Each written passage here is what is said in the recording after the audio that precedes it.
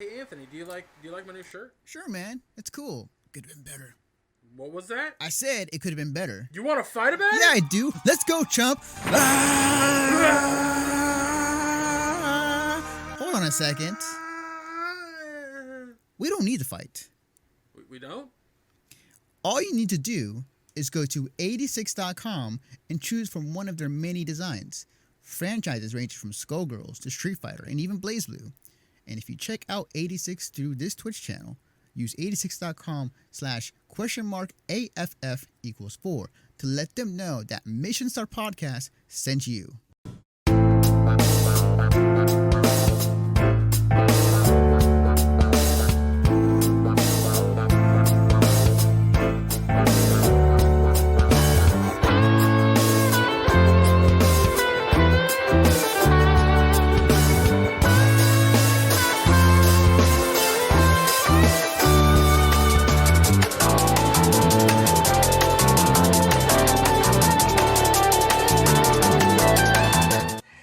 We're going to move on to Alex's news story. So, Alex, what do you bring to the table? So, I bring my favorite thing all week, Gamestop closures. So, this one, you can literally find this article or variations of this article everywhere. I pulled the one from Polygon. GameStop will close as many as 200 stores before the end of 2019, following another quarter of sharply declining sales and about $415.3 million loss, the company stated. That's in a quarter. In a statement yesterday, the company's chief financial officer attributed the drop in sales to trends consistent with what we have historically observed towards the end of a hardware cycle. We can all agree that's bullshit, but whatever. That said, it's yet another quarter with a double-digit decline, down 14.3% over the same one last year. For the quarter ending March 2019, GameStop reported a 13.3% sales decline, and the company's stock price plunged 40% in one day, recovering only slightly since then. James Bell, the GameStop's chief financial officer, told investors that the closures will affect between 180 to 200 underperforming stores between now and the end of 2019. The company's most recent annual report listed 5,830 locations worldwide, with more than 4,000 of them in the United States and in Canada. In yesterday's earnings call, Bell said the vast majority, 95% of stores were actually profitable, which, I mean, if you only have like 3 high school students working, yeah, it's not that hard to be profitable. But Bell added more closures in the larger numbers than today's news are expected over the next 1 to 2 years. GameStop, despite being the largest dedicated video game retailer for most of the Western world, has been in prolonged decline, broadly attributed to the rise of online sale and distribution of video games, which not only takes sales of new games out of brick-and-mortar stores, it eliminates the circulation of used games, which is GameStop's longtime stock and trade. In April, Sony announced it will no longer allow retail partners to sell download codes for PlayStation 4 games, which also hurts GameStop. Last month, GameStop laid off more than 100 employees and, interestingly enough, almost half of the staff of the Gameinformer magazine, which they've owned since 2000. Yeah. So, this is why this is my favorite thing. GameStop is a fucking terrible company, and everybody who supports them should feel bad. Yes. Period. 100%. Period. Like, they literally stockpile rare games and then sell them when they want to make money. Yeah. Huge markups. We're talking games at like 300% markup. It's insane. When this news broke, I saw a lot of comments that were like, "Oh, this is the death of physical copies of games and brick and mortar stores." And I went, "No, the fuck, it's not." Target, Best Buy, Walmart, they all exist. Not to mention the mom and pop shops that sell them as well. So. Well, a lot of the mom and pop shops are like, they have a small section of video games, but they're like an electronics mom and pop shop. But they carry a couple of brand new releases, and that's it. One of the depends on which location you're going to. Well, like, I haven't seen a whole lot of like mom and pop. We only deal in video games. Good point. Okay. I was gonna say, Anthony, I gotta agree with him, because like, there's a place around the corner from my house over here that does sell video games, but they only get like 20 copies of the brand new game. And then that's it. Yeah, and the 90% of what they sell is like hardware, novelty shit. Like, Yeah. I was gonna say, like, there's a mom and pop shop around the corner from me, and they sell games. Like, oh wait, that's right, they sell DVDs and anime stuff and other. They just stuff, so happen to have video games in there. Yeah. So you see that a lot with the mom and pops. It's them to diversifying, and I'm 100% on board with them. If you guys have a mom and pop nearby that does that, please, for the love of God, go and support them. They're a local business, and honestly, they are the heart and the soul of the video game brick and mortar. Yeah, absolutely. 100%. I mean, but there's also, like, the other thing that I thought was really funny was people completely forgetting that companies like Limited Run exist, where they're making physical copies of originally digitally only indie games because people want to have physical copies of things. Yep. Physical copy isn't going fucking anywhere anytime soon. GameStop is. And GameStop. So, okay. So this is funny because last week I literally brought in a fucking a broad financial report and shit like that. I do investments of my own. I do my own investing for my 401k, my IRA, and I've looked at GameStop's investments. I have a buddy who actually invested in GameStop. He's since sold at a loss. But yeah, them as a company, they've been going downhill for 2 to 3 years now. They have made some really bad moves, like when they got ThinkGeek. They purchased ThinkGeek, brought them into the fold, and then they never did anything with them. Like, they basically used them as a way to put like apparel in their stores. Which, what the fuck? Like, you don't go to GameStop to buy a shirt. Maybe you pick one up if you're there, but a lot of their stores have been slowly converting to be more and more of like apparel content, and it's really, really weird. Like, I don't know if anybody's gone into a GameStop recently. I went into one a couple months back. When I was in North Carolina, I went in to pick up a copy of Fire Emblem Three Houses, but it was weird. Like, there was literally 2 people on duty, nobody in the store, and like, I don't know, a quarter of the store was apparel, like shirts and wallets and random ass bullshit. Yeah, and I don't. It's funny. I don't ultimately mind the novelty stuff. Because I don't mind it until it starts taking over like a quarter of the floor space. Right. Like, no, I think that's that. I'm not like, to your point, Alex. Like, the problem with their novelty aspect is they were becoming the fucking Spencers of video game stores. Yeah, pretty much. Yeah. Honestly, you can get better quality at Spencer's. I was gonna say, on top of that, like, remember there was a time where they were actually like buying and selling, trading like phones and iPads. Yeah. I mean, there's one near my house that still does it, but yeah. Dude, like, I'm sorry, but with the adage of the internet, I can order my shit online. I don't have to go to GameStop anymore. Yeah. Like, I'm really excited about the amiibos for Shovel Knight. Oh yeah, definitely. Yes. Well, and I'm going to say this too. The one thing I do like about GameStop is they are pretty much one of the few places you can get used games. I do not like how they deal with the purchasing of games and then reselling them because of how little they pay and how much they charge.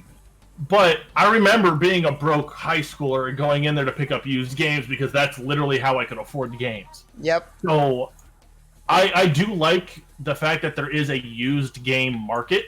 I wish that there was more of a used games market because honestly, I think it's really good for introducing people to video games, especially games that they're not sure they're going to like.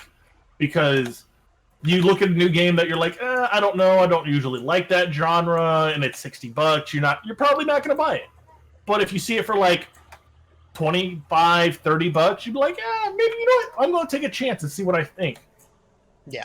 I think the fact that we are going towards an all-digital landscape has a lot of pluses, but it also has a lot of minuses, including things like this, where used games are going to kind of just fall away. They're not going to exist anymore because nobody's going to really have a digital or have a physical copy, other than people specifically finding them. But if you went out and bought a physical copy, you're probably not going to resell it somewhere, or there's not going to be a place to resell it because, let's be honest, there's a good chance GameStop will be gone in 5 years.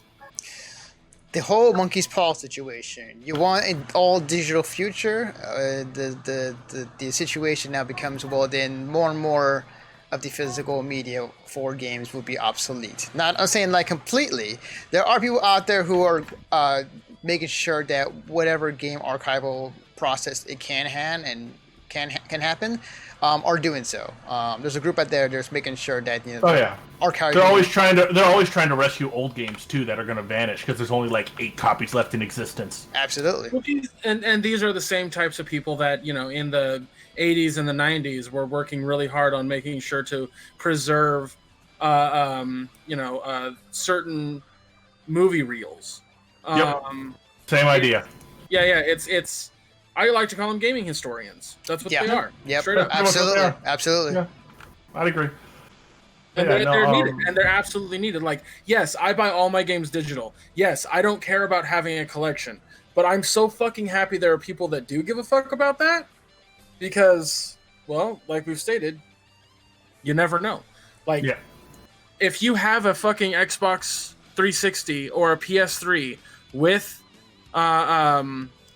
Scott Pilgrim vs. the World on it, like, cherish that shit. Oh yeah, I still have mine. I still have it on my 360. Yep. I learned a little bit about something on that, and that's the reason we haven't seen that game. It has nothing to do with people aren't willing to buy it, because trust me, there's a huge fan base that wants it. It is in like ownership hell right now. There are like 4 different groups or 5 different groups that own rights to it, equal rights. Oh, and like all of them are being stingy. That's a clusterfuck. Yeah. But no, like, one thing I'd like to see them move towards is with an all digital. Well, don't go all digital. By all means, don't go all digital. But I would like to see them, because let's be honest, cost of making video games has gone up. I'd like to see them increase the cost of physical copies for games that are being sold as digital as well, to help incentivize that. Because that way you can still go ahead and get one, but you have to pay a little bit of extra. You have to kind of pay a premium to have the physical copy, because there's more involved. There's more cost to making a physical one. There's more steps. There's more people they have to pay. So like they have to pay, the developers and all that. It's like, okay, perfect. They've done all that. That's their their overhead for that. But then they actually have to go and they have to get a publisher to print it. Okay, then there's that. Now there's also going out and getting Gamestop or Target or Walmart, whatever, to sell it. So they have to sell it at less than $60 so that they can sell it in the store at $60. Whereas if you buy it from, Steam or wherever, Steam takes a 20% cut? Is it? I think 20 or 30%. Yeah, something along those lines. It's between 20 to 30% cut from Steam. Yeah, they take that kind of a cut, but at the same time, they also have more money going directly to the developer, because there's less of a cost, because there's no publishing cost. Steam. We've talked about ad nauseum about the difference between Steam and Epic Game Store when it comes to how much the developer gets back or the publisher gets back. But at the end of the day, the amount that a digital copy gets back to the developer versus it's quite a bit more. Yeah, quite a bit. It's insane how much more gets back with a digital purchase. It's one of the reasons why a lot of the games I purchase, I do try and go digital. There's some games I'm not going. Like, I bought a physical copy of Fire Emblem Three House. I'm not gonna go physical or digital on something that I may want to take over with all my data to a different console and just throw it in. So say I'm traveling and I don't have my Switch, but I got my games, which does sometimes happen. I can throw it in a friend's, and I can still have all my content. It's fine. Who cares? But yeah, so like it's one of those things where you just don't. You really should try and buy digital if you have the internet to support it, and if you have everything set up for that. If you don't, by all means, buy physical. Bless your heart. I'm not going to tell you not to. But you really should think about trying to move towards a more digital one, unless it's like, I need to have that collector's edition because it has all this sweet stuff in it.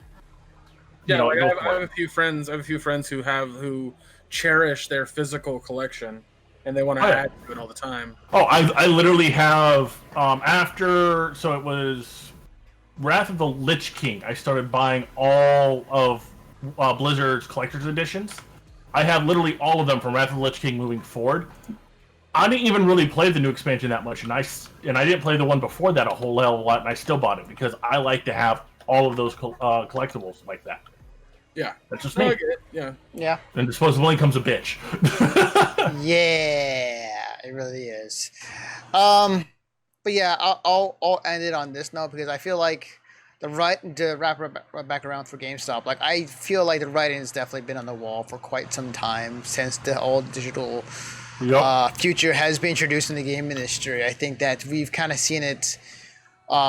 We've seen this coming for a while, and that GameStop is eventually going to be no more, or it's going to be some sort of weird thing in the ether at some point. It's just the way. Honestly, if you don't think so, you're fucking out of your mind. Yeah, it's gonna happen. It's gonna happen for sure. No, we're gonna look at GameStops like we do EB Games. Yeah. EB Games still does exist in Australia. Sorry, I meant Funko Land. Man, he meant Toys R Us. He meant. Well, Toys R Us might be coming. Toys R Us may come back, but it's not coming back like it was. It's not the same thing. Oh, no, I agree. Like it's nowhere near what it is. It was literally bought by a Chinese company, I think. It's not going to be the same. Well, yes, but my point is, it's going to be a relic. That was it. Yeah, essentially.